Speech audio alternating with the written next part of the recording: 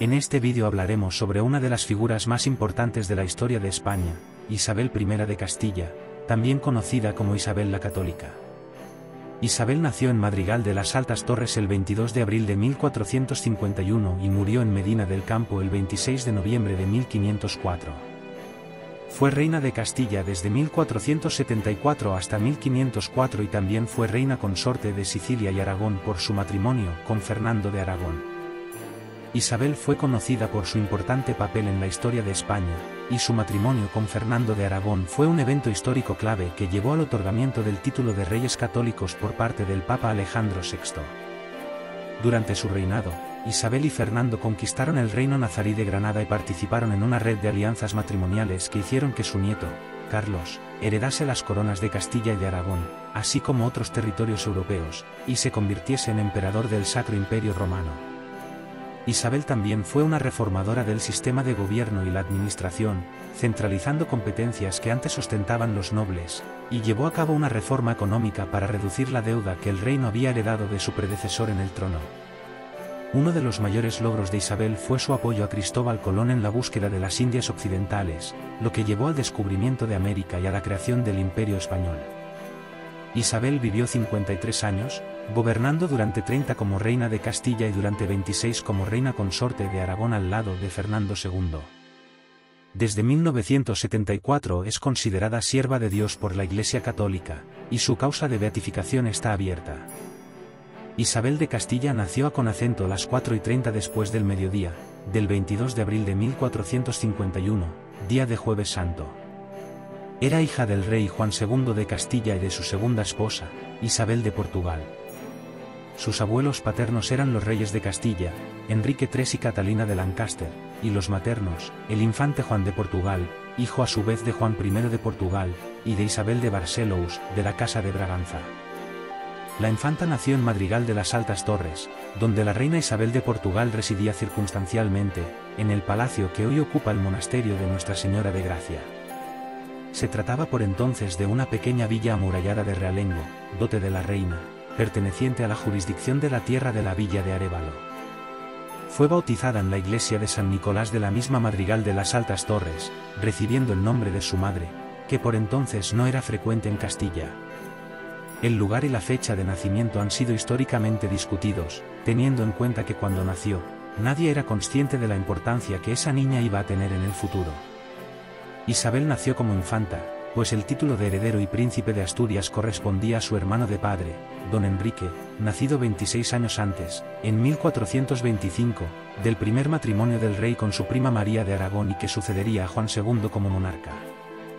2 años después del nacimiento de Isabel, el 15 o 17 de noviembre de 1453, la reina volvió a dar a luz en Tordesillas un varón, el infante Alfonso, con lo que Isabel quedó relegada a un tercer lugar en la línea de sucesión. El nacimiento de ambos infantes fue muy celebrado, especialmente el del infante, pues aseguraba la sucesión en el trono. El príncipe de Asturias estaba por entonces casado con Blanca de Navarra, pero carecían de hijos, y según los rumores, la princesa seguía tan doncella como el día en que nació.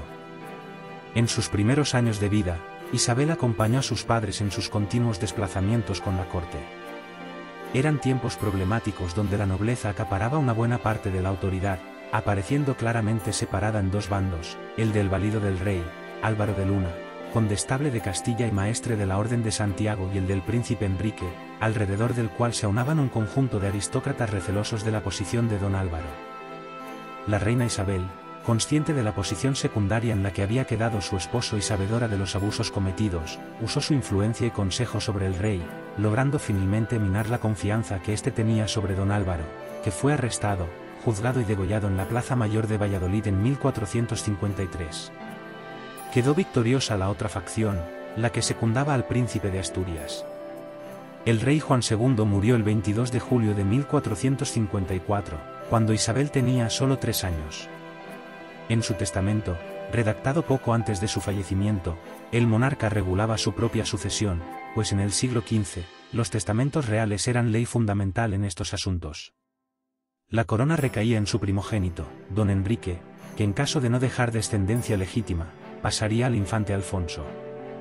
En caso de fallecimiento de ambos sin descendencia legítima, También se preocupó Juan II de dejar bien situados a sus dos hijos menores en su testamento.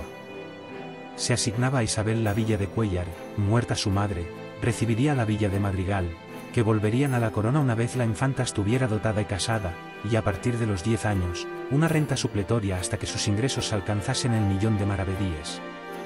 Sin embargo, por su condición de mujer, la herencia de Isabel quedó muy desigual con respecto a la de su hermano Alfonso, que recibía el maestrazgo de Santiago, con sus suculentas rentas, además de las localidades de Huete, Escalona, Maqueda, Portillo y Sepúlveda, a las que se añadirían Soria y Arévalo a la muerte de su madre.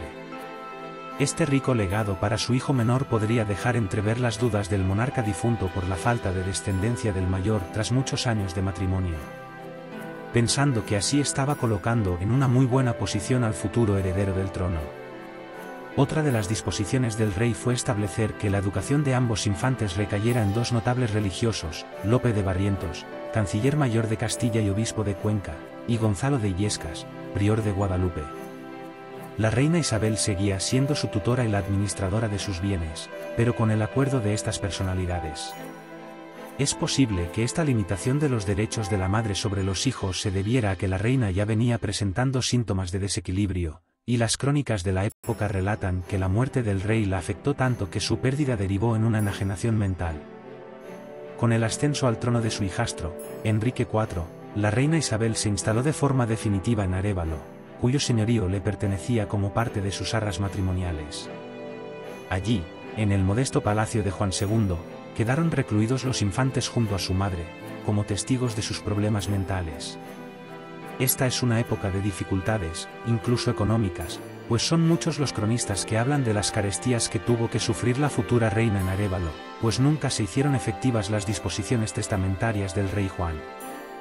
Sin embargo, a pesar de toda esta situación, parece que la reina se preocupó de dotar a sus hijos de una formación cultural y religiosa apropiadas. Se creó en torno a las tres figuras reales una pequeña corte en la que entraron personalidades que después tendrían mucho peso en la vida de la joven Isabel.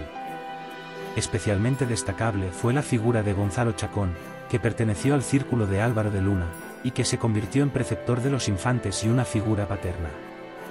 Estaba casado con Clara Álvarez de Albarnáez, dama de origen portugués y camarera de la reina Isabel. Posiblemente en aquella época conoció a Beatriz de Bobadilla, hija del guardián del castillo de Arévalo, y que se convertiría en lo más parecido que Isabel la Católica tuvo a una amiga. Otros importantes personajes fueron Gatir de Cárdenas, su esposa Teresa Enríquez y el agustino fray Martín Alonso de Córdoba, que le dedicó su obra El Jardín de Nobles Doncellas para que le sirviera de orientación en su vida futura. También estaba allí Beatriz de Silva, dama portuguesa que llegó con el cortejo matrimonial de la reina Isabel, y a la que luego ayudaría en la fundación de la Orden de la Inmaculada Concepción y a la que donó el Palacio de Galiana en Toledo.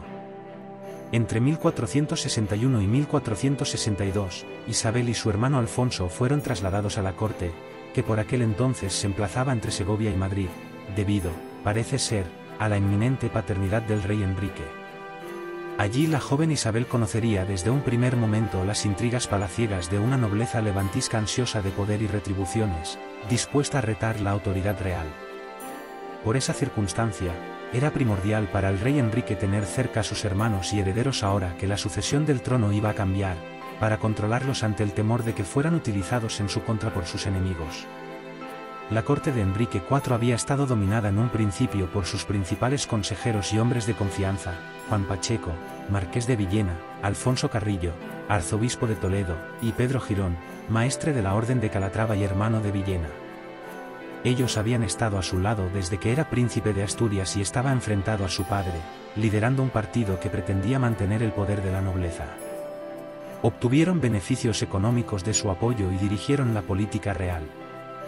Sin embargo, posteriormente Enrique siguió una política de promoción de hombres nuevos, como Miguel Lucas de Iranzo y Beltrán de la Cueva, a los que ascenderá bruscamente, otorgándoles importantes cargos honoríficos.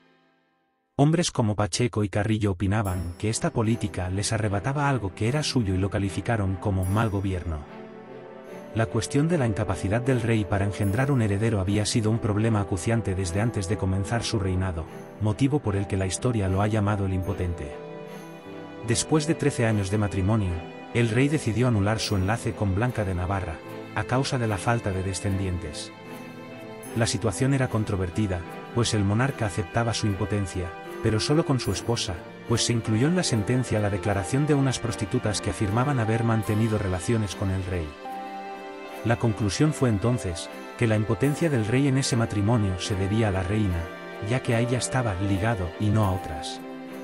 En Córdoba en 1455, en aras de una alianza con Portugal, Enrique volvió a contraer matrimonio con la hermana de Alfonso V, Juana de Portugal. Desde su matrimonio con Enrique IV, la reina Juana de Portugal fue consciente de la inestabilidad y las pretensiones de algunos nobles, así como de la debilidad de su esposo. Temiendo la influencia que esos aristócratas pudieran tener sobre los infantes y recelando de ellos por lo que consideraba el bien de su propia hija, mantuvo control sobre Isabel y Alfonso, haciendo que la acompañaran en todos sus desplazamientos.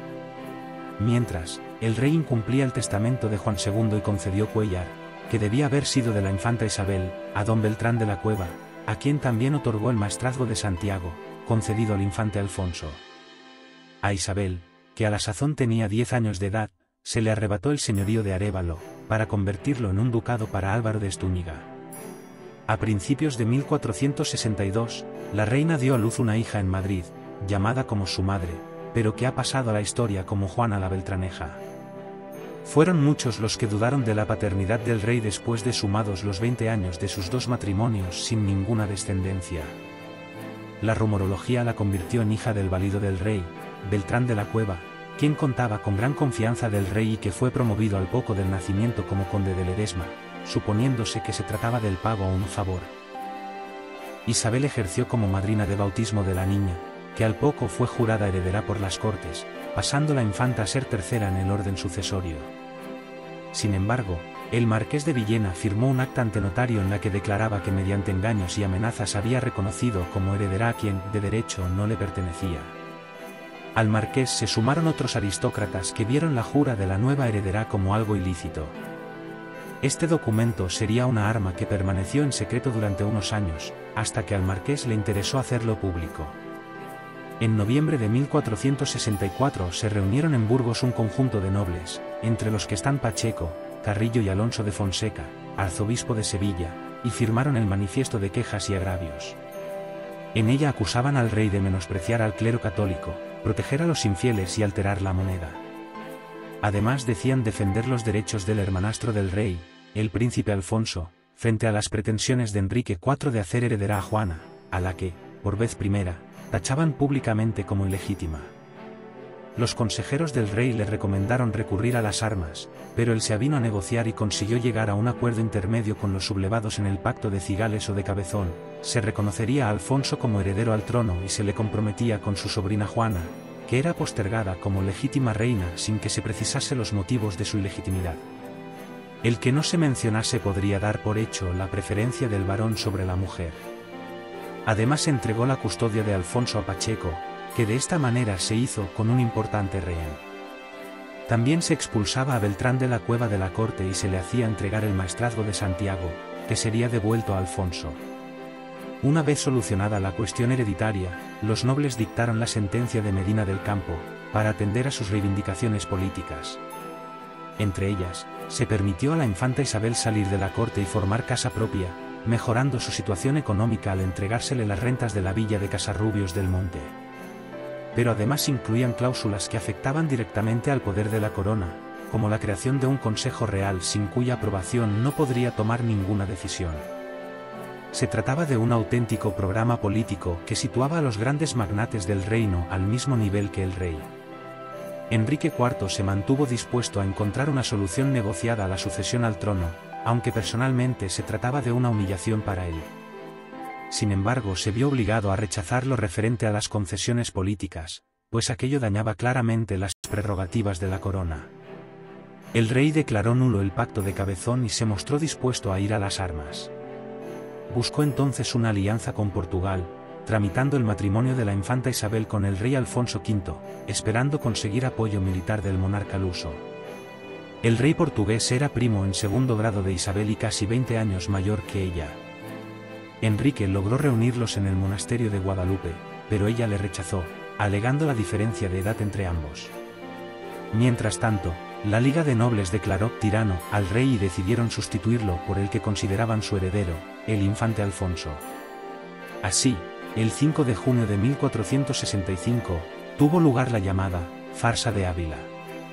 Se construyó una plataforma de madera en el exterior de las murallas de Ávila, donde sentaron a un muñeco que representaba al rey. Allí estaban el arzobispo Carrillo, el marqués de Villena, el maestre de la Orden de Calatrava, el conde de Paredes, el conde de Plasencia, el conde de Miranda del Castañar, el conde de Benavente y otros nobles menores, rodeados de numeroso público. Tras celebrarse una misa, se leyó una lista de acusaciones que a su juicio lo hacían indigno del trono. Entre otras cosas, se lo acusaba de mostrar simpatía hacia los musulmanes, de ser homosexual, cobarde, pacífico y de no ser el verdadero padre de la infanta Juana, afirmando así que no tenía derecho a sucederlo como reina de Castilla. Se procedió entonces a despojar al muñeco de los atributos de la realeza y comenzaron a lincharlo mientras lo insultaban, hasta que lo tiraron al suelo. A continuación subieron al tablado al infante Alfonso, un niño de 12 años, y lo proclamaron rey como Alfonso XII, al grito del Castilla por el rey don Alfonso. Tratando el tema de la sucesión, la postura del Papa podría ser vital, de manera que ambos bandos enviaron emisarios a Pablo II, quien se inclinó por Enrique IV y mandó como nuncio a Antonio de Beniris. Además, la mayoría de las ciudades y de la nobleza se colocan del lado del rey Enrique. Dándose cuenta de su inferioridad, una parte de los conjurados, encabezados por Fonseca y Pacheco, acuerdan un acercamiento con el rey, sumando sus fuerzas para acabar con cualquier conato de resistencia. Pero a cambio se exige el matrimonio de la infanta Isabel con el hermano de Pacheco, Pedro Girón, que abandona el maestrazgo de Calatrava, al que había sustraído importantes feudos en favor de sus hijos ilegítimos. De esta manera, Girón se colocaba en la línea de sucesión al trono. Se trataba de un caballero bastante mayor que ella y con fama de ambicioso y violento, tanto que según algunos rumores fue acusado de profanar el retiro de la reina viuda, doña Isabel, con proposiciones de la más degradante naturaleza. El Papa permite a Girón abandonar los votos y concede la bula de matrimonio, renunciando al maestrazgo en favor de otro de sus hijos, de 8 años. Siendo el enlace inminente, marchó desde Almagro hasta Madrid, donde se encontraba la infanta, con un ejército de 3000 hombres. Sin embargo, don Pedro enfermó de forma súbita y tuvieron que parar en Villarrubia de los Ojos, donde murió, al parecer de un repentino ataque de apendicitis. En 1468, Alfonso murió en Cardeñosa, quizás envenenado. A pesar de las presiones de los nobles, Isabel rechazó proclamarse reina mientras Enrique IV estuviera vivo. Por el contrario, consiguió que su hermanastro le otorgase el título de princesa de Asturias en una discutida ceremonia que tuvo lugar en los toros de Guisando, el 19 de septiembre de 1468, conocida como la Concordia de Guisando. Isabel se constituyó así como heredera a la corona, por delante de Juana, su sobrina y ahijada de bautismo, a quien parte de la nobleza no consideraba legitimada para ocupar el trono por las dudas que había sobre su paternidad. A partir de este momento, Isabel pasa a residir en Ocaña, villa perteneciente a don Juan Pacheco, marqués de Villena. El rey inicia contactos diplomáticos con otras casas reales para lograr un acuerdo matrimonial que le reporte beneficios. El soporte del águila de San Juan con nimbo fue usado ya en 1473 en el escudo de armas de Isabel siendo aún princesa. El lema o mote, tanto monta, explicaba la divisa personal de Fernando II de Aragón, que adoptó un yugo con un nudo cortado en alusión al nudo gordiano, que tanto daba, tanto montaba, desatarlo como tajarlo. La divisa propia de la reina era el haz de flechas. Tras la unión de coronas, estos dos elementos pasaron al blasón común, que tomó elementos heráldicos de los dos consortes. Ya desde los 3 años, Isabel había estado comprometida con Fernando, hijo de Juan II de Aragón. Sin embargo, Enrique IV rompió este acuerdo, 6 años más tarde, para comprometerla con Carlos, príncipe de Viana. El matrimonio no llegó a consolidarse, por la férrea oposición de Juan II de Aragón. También fueron infructuosos los intentos de Enrique IV por desposarla con el rey Alfonso V de Portugal, primo en segundo grado de Isabel y casi 20 años mayor que ella. En 1464, logró reunirlos en el monasterio de Guadalupe, pero ella le rechazó, alegando la diferencia de edad entre ambos. Más tarde, cuando contaba 16 años, Isabel fue comprometida con Pedro Girón, de 43 años, maestre de Calatrava y hermano de Juan Pacheco, pero Girón murió por causas desconocidas mientras realizaba el trayecto para encontrarse con su prometida. El 18 de septiembre de 1468, Isabel fue proclamada princesa de Asturias por medio de la Concordia de los Toros de Guisando, revocando Enrique IV de este modo el anterior nombramiento de su hija Juana. Tras la ceremonia, Isabel pasó a vivir en Ocaña, en contacto estrecho con la corte. Enrique IV convino de nuevo el enlace entre Isabel y el duque de Braganza y rey de Portugal, Alfonso V, ya que en el Tratado de los Toros de Guisando se había acordado que el matrimonio de Isabel debía celebrarse con la aprobación del monarca castellano. La propuesta entrañaba también el proyecto de casar a su hija Juana con el príncipe heredero Juan, hijo de Alfonso V de Portugal. De esta manera, Isabel sería trasladada al reino vecino, y a la muerte de su esposo, los tronos de Portugal y de Castilla pasarían a Juan II de Portugal y su esposa, Juana. Isabel se negó. Tras esto, el rey trató de que se desposara con el duque de Guyena, hermano de Luis XI de Francia. De nuevo Isabel se negó. El monarca francés pidió entonces la mano de Juana para su hermano, el duque de Guyena. Luis XI quería alejar al duque de su entorno por suponer una amenaza para él. Los esponsales se realizaron en 1470 en Medina del Campo, pero el duque murió en 1472 de tuberculosis, antes de conocer a la novia. Mientras tanto, Juan II de Aragón trató de negociar en secreto con Isabel la boda con su hijo Fernando. Isabel y sus consejeros consideraron que era el mejor candidato para esposo, pero había un impedimento legal, ya que eran primos segundos. Sus abuelos, Fernando de Antequera y Enrique III, eran hermanos. Necesitaban, por tanto, una bula papal que les exonerara de la consanguinidad. El Papa, sin embargo, no llegó a firmar este documento, temeroso de las posibles consecuencias negativas que ese acto podría traerle al atraerse la enemistad de los reinos de Castilla, Portugal y Francia, todos ellos involucrados en negociaciones para desposar a la princesa Isabel con otro pretendiente. Personas del entorno de Isabel falsificaron una supuesta bula emitida en junio de 1464 por el anterior Papa, Pío II, a favor de Fernando, en la que se le permitía contraer matrimonio con cualquier princesa con la que le uniera un lazo de consanguinidad de hasta tercer grado. Isabel aceptó y se firmaron las capitulaciones matrimoniales de Cervera, el 5 de marzo de 1469. Para los esponsales y ante el temor de que Enrique IV abortara sus planes, en mayo de 1469 y con la excusa de visitar la tumba de su hermano Alfonso, que reposaba en Ávila, Isabel escapó de Ocaña, donde era custodiada estrechamente por don Juan Pacheco. Por su parte, Fernando atravesó Castilla en secreto, disfrazado de mozo de mula de unos comerciantes. Finalmente, el 19 de octubre de 1469 contrajeron matrimonio en el Palacio de los Vivero de Valladolid. El matrimonio costó a Isabel el enfrentamiento con su medio hermano el rey. En 1471 el Papa Sisto IV envió al cardenal Rodrigo de Borja a España como legado papal para arreglar diversos asuntos políticos en la península, entre ellos este enlace. Con él trajo la bula de Simancas, que dispensaba de consanguinidad a los príncipes Isabel y Fernando. Borja negoció con ellos, les daría la bula a cambio de que ellos le concedieran la ciudad de Gandía a su hijo Pedro Luis.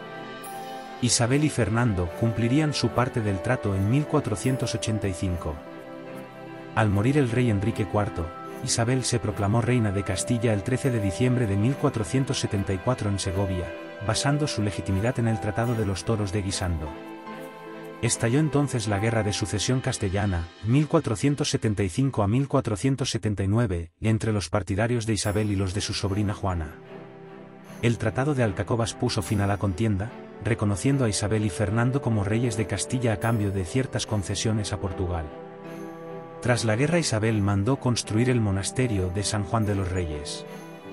Instruyó a sus hijos en que tenían unas obligaciones por su rango de hijos de reyes, y que debían sacrificarse mucho por ese motivo. Los llevó consigo durante las campañas militares, pero también veló siempre por su bienestar, como lo prueba su valor ante el motín que tuvo lugar en el Alcázar de Segovia en 1476.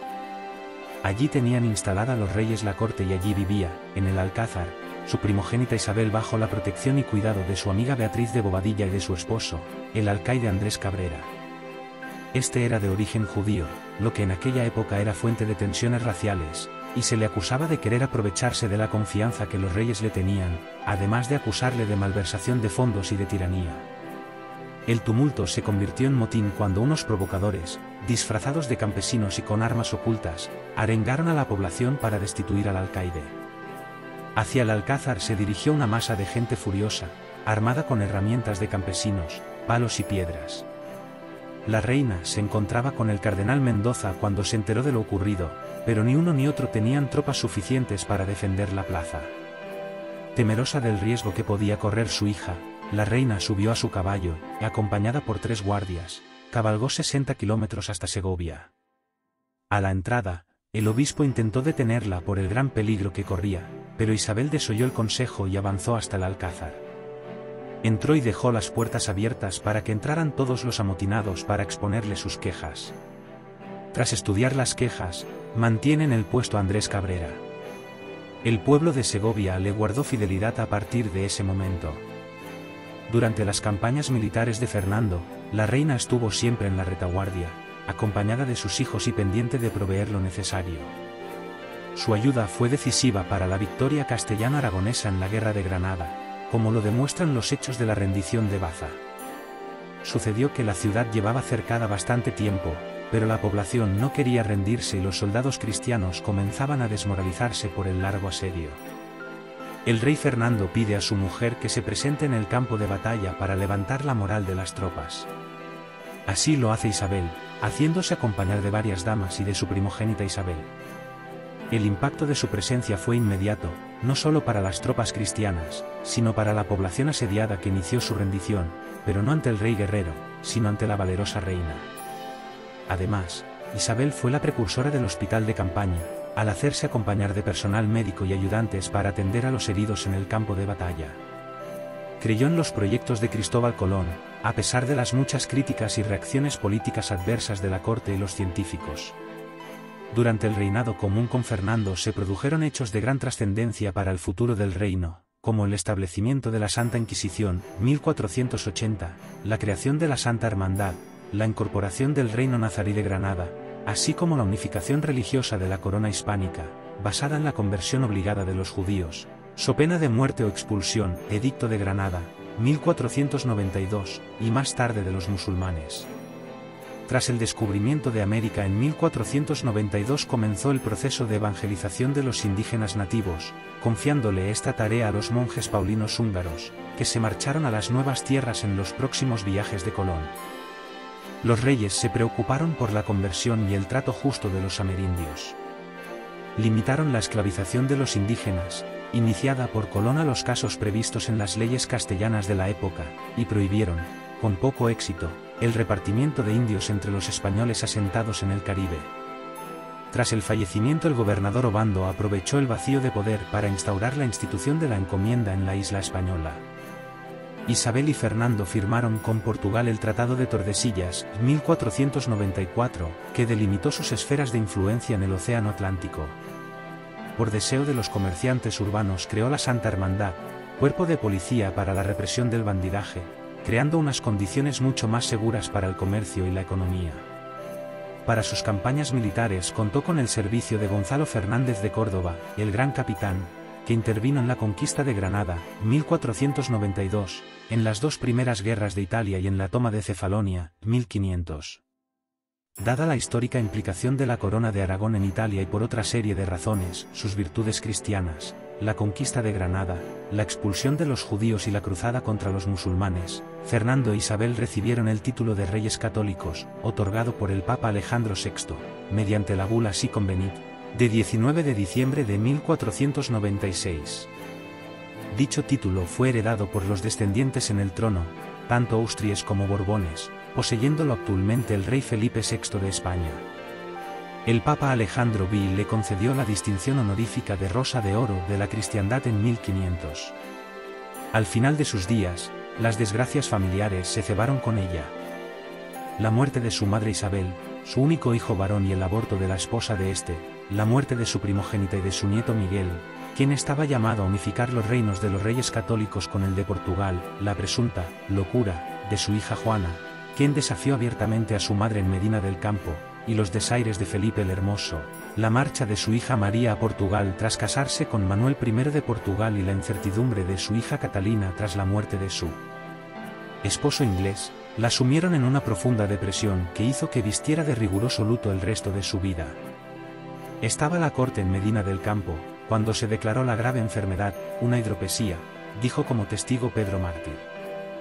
Consciente del desenlace, mandó que las misas por su salud se tornaran por su alma, pidió la extremaunción y el Santísimo Sacramento.